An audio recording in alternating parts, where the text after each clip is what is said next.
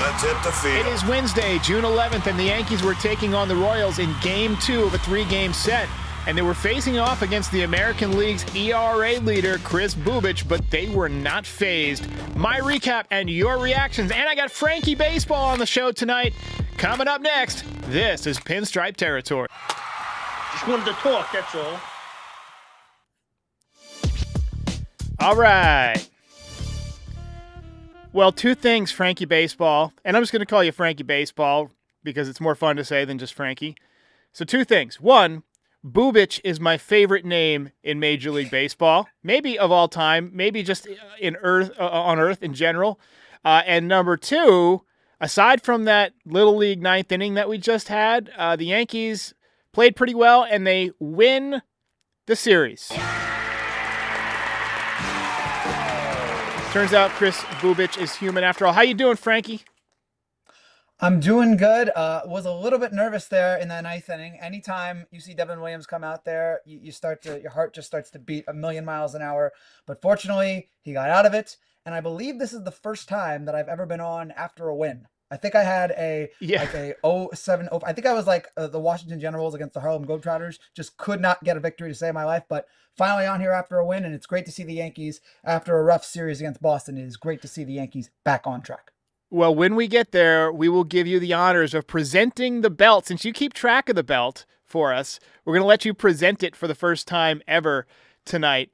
I'll tell you what, Frankie, you know it's a good night when the pitcher that you're facing comes into the game with a 1.43 ERA, leading the American League, and you bat around in the second inning. 5 runs early for the Yankees. They ended up hanging 5 runs on Kris Bubic in 4 1/3 innings. He settled down after that. It's still a 1.92 ERA, so he's still pitching great. But we were able to get it done, and this team might actually avoid the summer swoon this year if they can continue to play well this week. The rest of the month doesn't look too tough, Frankie. Yeah, they got the Angels coming up, and the Angels, while I guess they're still over 500, they're still nowhere near the Yankees level. And then they have Baltimore, which has been a complete train wreck this season in every way imaginable. So I'm still not totally sold, especially with this bullpen. But for now, for the last few days, the Yankees have calmed the storms. We're all ready to just tear our hairs out after the Red Sox series. And good to see the offense explode in the last few days and get back on track. Yeah, they seem to swing the bat well at Kauffman Stadium. I really like Kauffman Stadium. We'll talk more later. I've got it in my notes that we can talk about our favorite Major League ballparks to wrap up tonight. So let us know in the comments what your favorite Major League ballparks are. But first, let's get to the recap. All right, let's go. Let's get it going. Game 66 of 162. We had a leadoff triple by Cody Bellinger in the second inning. Absolutely scorched. And I could tell that he was thinking triple out of the box. And this is a guy who always hustles, Frankie. He's a good player. I love him. He is a true Yankee in my heart already. What are your thoughts on Cody Bellinger as a player right now? As I mentioned to you during the grade show a couple nights ago, way better than I thought he would be.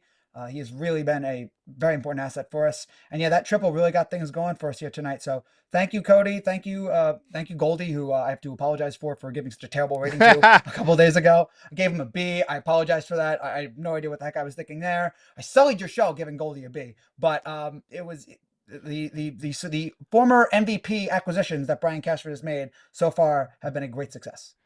Well, you did catch some flack in the comments for that, so you have had your comeuppance.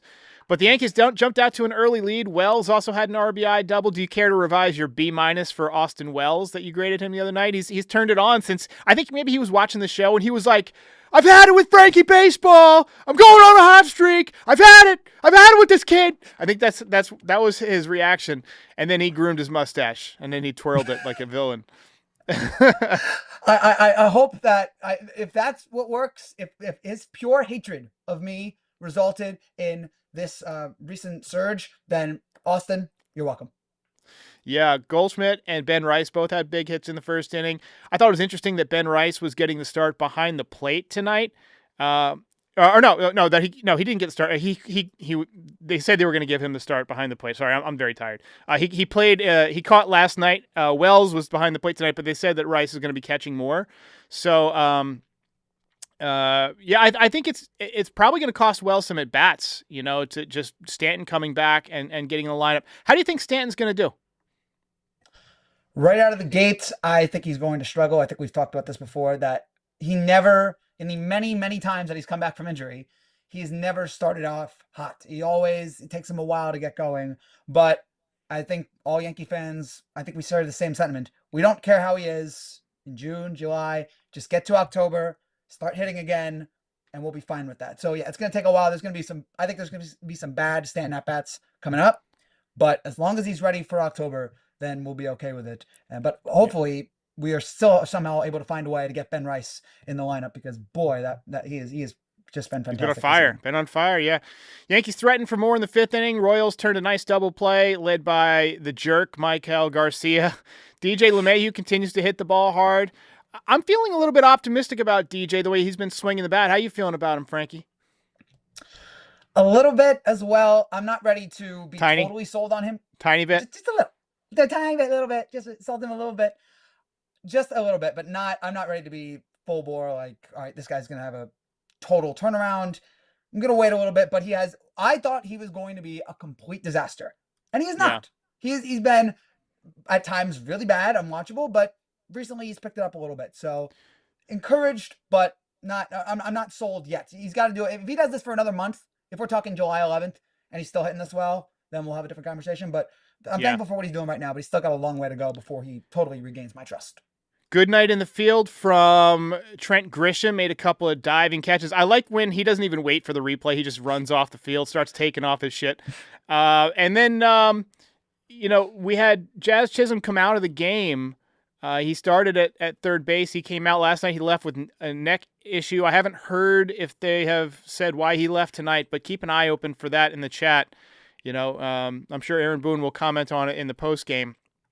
Top 7, Aaron Judge continues to be very good at hitting.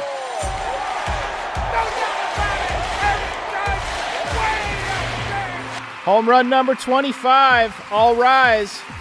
Bullet line drive. Frankie, at this point last year, Judge was hitting 290. So he's over 100 points better.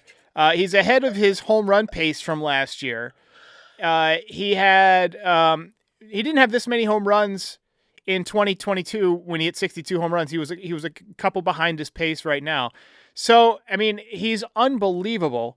What is your latest average home run and RBI prediction for Judge, at 66 games in? First of all, let me just say that apparently, according to the Yes Network, Jazz left the game with left groin tightness. So that's what it is. Jesus, so it was the neck yesterday, now the groin. I mean, never be the groin, all right? Please, anything other than that. In terms of Judge, I'm going to say 390. I don't think he gets 400. I'll say 57 home runs. And then what's your projection for RBIs? I'm gonna say 150. I'm gonna say 150. I'm gonna say nice even round number 150. I'll go 143. All right, that's one less than last year. We'll take it. I wouldn't expect that with Soto being out of the lineup, but I'm gonna say 377 with 59 home runs, 150 RBIs. That sounds pretty good. I'll take that. We had a really good night from Clark Schmidt, who we'll talk about with Spotlight in a minute. But, I mean, the Yankees cruised until the ninth inning. Mark Leiter just had an abomination of an outing. 4 hits, 3 runs. Peraza let one drop that Wells probably should have caught, but the infielder can call him off if he wants to. He was coming in. He called him off, and then he didn't make the play. He looked like a goofball falling down. But the Yankees hang on to win, and they win the series. Game over. Yankees win. Yankees win. And now, Frankie, it is your time to shine. You've been tracking the belts for, 3 years now, 4 years that you've been doing it, keeping track. And this guy that you have selected tonight has, I think, 1 belt coming into tonight. So go ahead and let the audience know who you got. For the second time this year, and I believe the 5th and a half time in his career, because there was one time where he split it with someone, it is our starting pitcher tonight, Clark Schmidt. All right.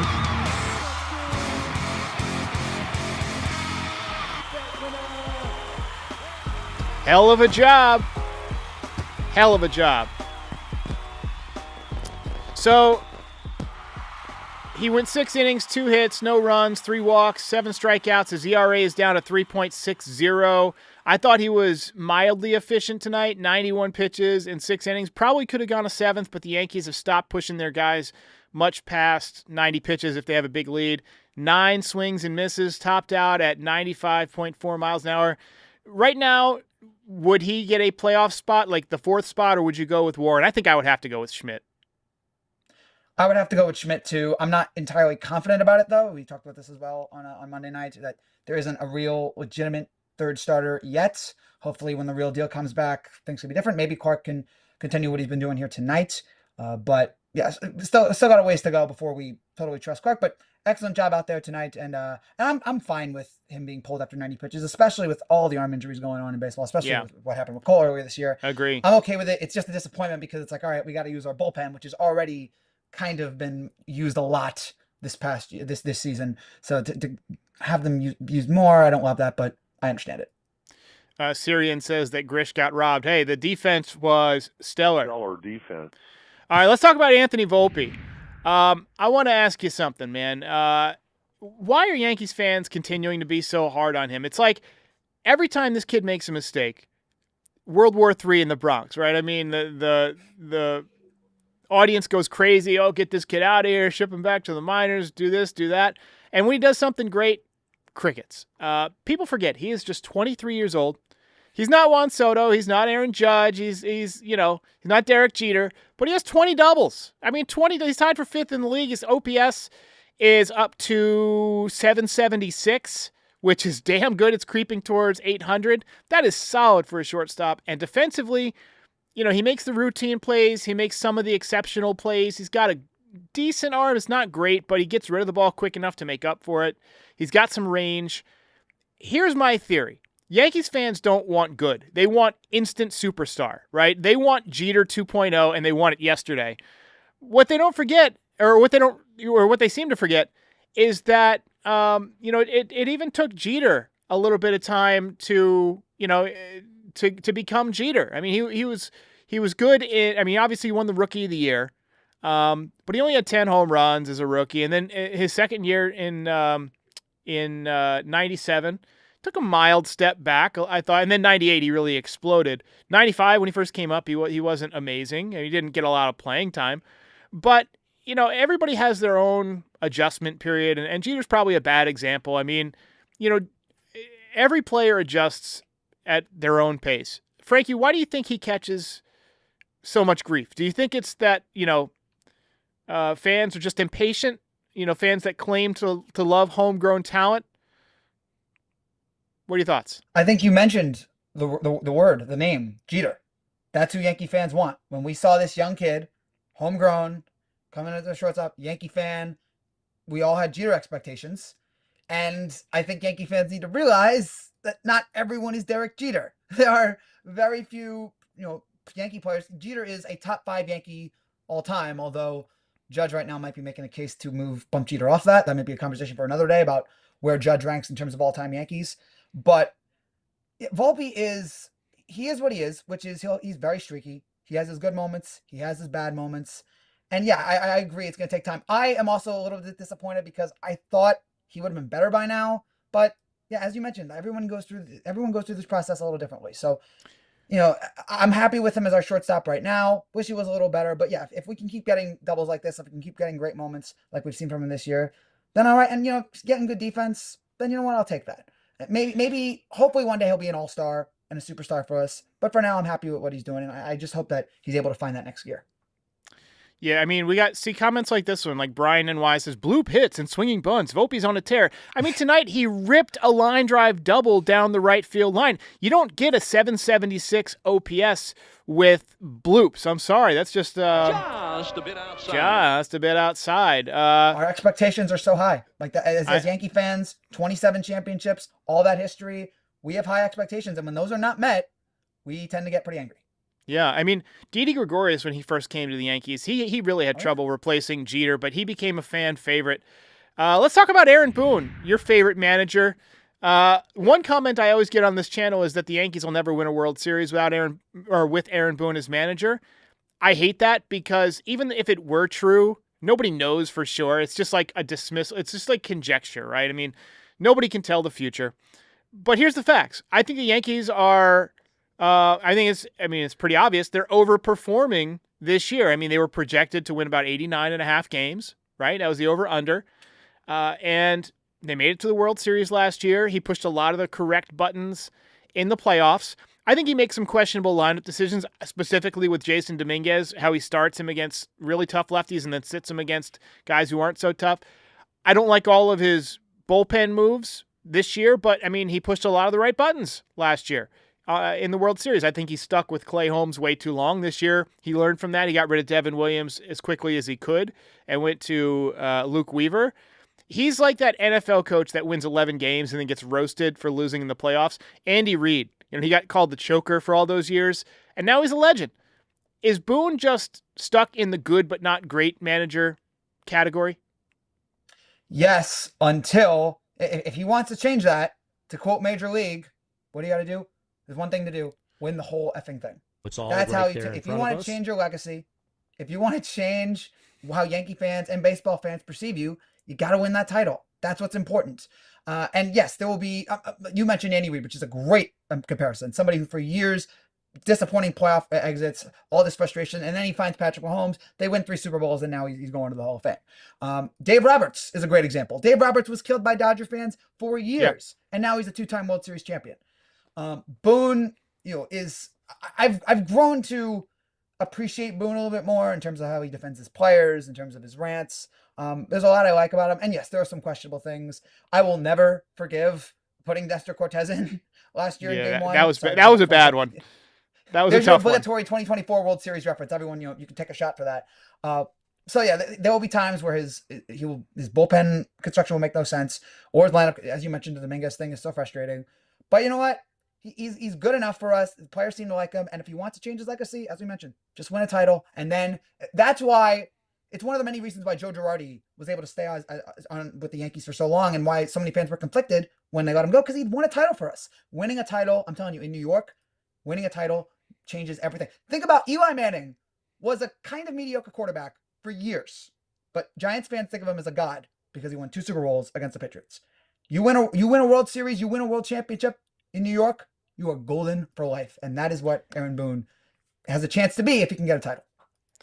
Yeah, I mean, I think a lot of the problems that he's had have been with construction of the roster, not necessarily him. I do think that he struggles to pull the team out of the ditch when they start to struggle, but he's growing on me. They keep winning, right? I mean, they're winning right now. He seems to be getting better as a manager, in my opinion.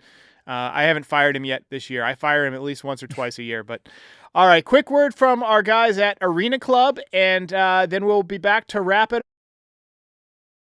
FT fan by now, if you're buying, selling, trading, collecting cards, Arena Club is the spot. We've been talking about them all season long, but I do want to focus on the slab pack experience, Kratz, since you've been ripping some slab packs digitally. And what happens? I mean, as a kid, you wanted to rip open the packs. How can they do this digitally? Oh, baby. This is exciting. How the graphics come out and everything. And, oh, yeah, the card that you pull, you can actually get that, John, physically. So it's perfect. It's all in one place, and it's a super exciting experience. Yeah, they send that to you from the vault if you want it. But if you look at it and you're like, it's not the card for me, I want to sell it back, go for it. You can do any of that on Arena Club, and you can acquire the best value for your money with those slab packs, transparent checklists, and Arena Club's Slab Safe program. Right now, you can get 20% off your first slab pack or card purchase by going to arenaclub.com/FAL and use code FAL. arenaclub.com/FAL. Use code FAL. Frankie, I like how Kratz says John. I like how he refers to things as John all the time. That John. I got to have Kratz back on. Yeah, Kratz told me the last time he was on, Kratz sent me a message afterwards. He said, I had so much fun. Have me on. Invite me on more often. And I haven't invited him back on yet. I want to message him. I know. He's my boy. I gotta get in touch with him and get him back on. We got to have him back for the season over-unders at the end of the year, obviously. Yeah. it's tough now that I'm working out west and I don't get to see him every day, but we're gonna have him on at some point. He said he would come back on, so I'll get him back. But anyway, CC says, "Are you afraid Jazz will miss any time?" I think he might have. I mean, if it's a groin, he's got a groin, a neck. I mean, I could see him missing some time. But I guess we'll just find out as the days go by. He'll probably be day to day, and then they'll decide. But he tried to play through that oblique thing. He said he felt great, and then he ended up missing a month and a half. So I'm sure he'll say he feels great, even if he doesn't. But groins can be tricky. I remember, I think it was Roger Clemens who he tried to pitch through it for like a whole year and just absolutely stunk. We got a call from Zach in Colorado. Hey, Derek. Zach from Colorado. Hope all's well. It's 5-0 in the top of the fifth. Volpe just slapped a double to right field, very similar to a DJ slap hit, and definitely liking what's happening with DJ. And you know what? Volpe has been more consistent of late. Not exactly a burning hot streak, but that slap hit there on 2 strikes was really good, and I don't know if maybe DJ's having a little bit of influence. And Rice also went the other way on a little slap hit to left field. That was great, too. Just something to notice. Thanks, man. Hope you're well. And go Yanks. Appreciate the call. So we got somebody here started a Yankees account. Yeah, you just let us know what it is, and I will put it on the screen. We'll get some followers there. I'm all about building the Yankees community, my man. And Zach was, he was complimenting Volpe, and he was complimenting Wells. It's funny that when these guys do well and they play well, we get like 1 call about it, and then when they stink, I get 15 calls. I get so many that I can't play them all. Right. So anyway, I feel good about this series. Anthony says it's at NYY Hive, so go check that out on Twitter. I will say, Anthony, think twice about joining Twitter. It's fun until it's not. It's just a warning. Like, are you sure you want to do this? Yeah. Anyway, I'm feeling good about a series win. Tomorrow we got a chance for the sweep, and then you head to Boston. And I still think they should play Stanton in Boston. It seems like he's feeling good, and if he's feeling good, he hits well there. So, all right. Ladies and gentlemen, thanks so much for watching and staying up with us. I know it doesn't seem that late for most human beings, 11 o'clock at night, but me and Frankie, we edit videos all day, and so our eyeballs are, I'm sure, very tired. Frankie, what is your secret to staying up late? Because I know you're a night owl. Is it just your youth? Cocaine and methamphetamines. Heroin. Now, for me, I learned a trick that helps. So there's two things that I do when I'm feeling tired and I got to do a show late at night. One is I put ice water like on my wrists. Like I'll run the faucet really cold and like run it on my wrist, and then like I put it on my neck, and that gets my blood kind of cold, and that it gets me going. And then I have these glucose pills because I have diabetes, and every once in a while my glucose gets too low. So I'll just pop in basically a sugar pill if I'm really tired, and then I'm just crazy. Yeah. Anyway, tough series for the Royals and the American League ERA leader no more, Chris Bubich. I think that Max Fried has got to be up near the top now because he's at 1.84. I don't think they have it updated yet, but he's up there. So looking like a possible Cy Young winner. I mean, absolutely. I mean, unfortunately, I think Tarek Skubal right now, Hunter he Brown, was 1.82. Let's see. Oh, yeah. Well, he's National League. Let's see. I know Skubal was at 2.16 yesterday. American League ERA leaders. I'm just going to look this up real quick, and we're going to find out. Pitching stat leaders in Major League Baseball. So let's go ahead and... Oops. Share. So we're going to look at the American League. And ERA, so Evaldi still, and Hunter Brown with the Astros. Yeah, he's having a great year. And then Max Fried, top 3. So Bubich now is crazy in 4th place. Skubal's been great, but it's crazy. He's 6th on that list, and he's the favorite for Cy Young. But yeah, I don't know how the voting works and all that stuff. One last thing, and I think this is important for you sports fans out there: get to a TV if you can. 110-102 Indiana in Game 3 of the NBA Finals right now. Pacers on the verge of being up 2-1 in the finals, which is absolutely wild, and it makes me sad about the Knicks again. All right, ladies and gentlemen, we'll catch you next time. Thanks, Frankie. Enjoy the basketball. We'll see you tomorrow. Thank you, Derek. If you made it this far, do us a favor, hit the like button, hit the subscribe button, and join our community. You can also be a part of the show by calling in at 718-899-1068. Also, part of the way that we maintain and fund all of this is through NYYDesigns.shop. Check it out now. Get all sorts of fun Yankees merch, hats, hoodies, zip-ups, beanies, mugs, you name it. We've got it.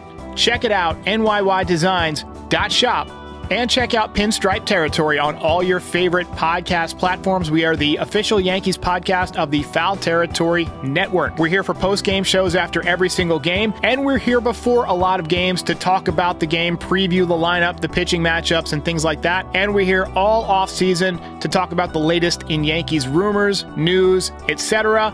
Join our community. We'll see you next time.